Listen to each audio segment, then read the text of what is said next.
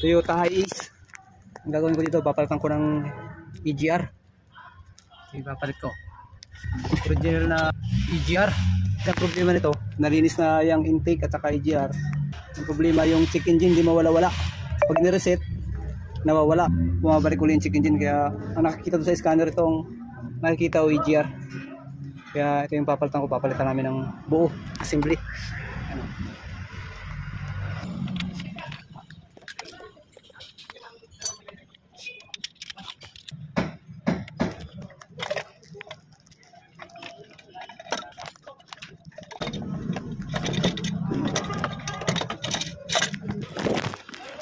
Ito yung EGR. Ito yung sila dito. Kaya yung check engine hindi mawala-wala. Kaya yan, papalitan namin ng buo.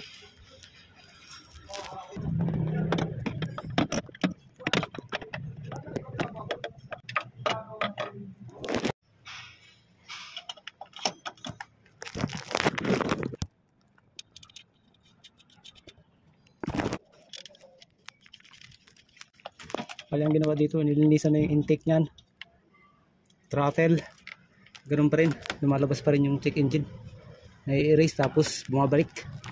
Kaya pinalitan lang namin ng buong EGR. Okay, so tapos na. Subukan natin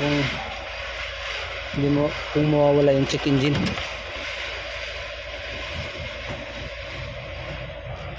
Sabi ni mama na wala nang ko raw kung bakit iniwala ng tatay ko. Kasi raw, dumating ako sa buhay nila. Nawala na yung check engine. Yung EGR lang ang problema. Pag anong kasing hindi na bumabalik-balik yung check engine, ibig sabihin sila na yung EGR. So, yung EGR na to.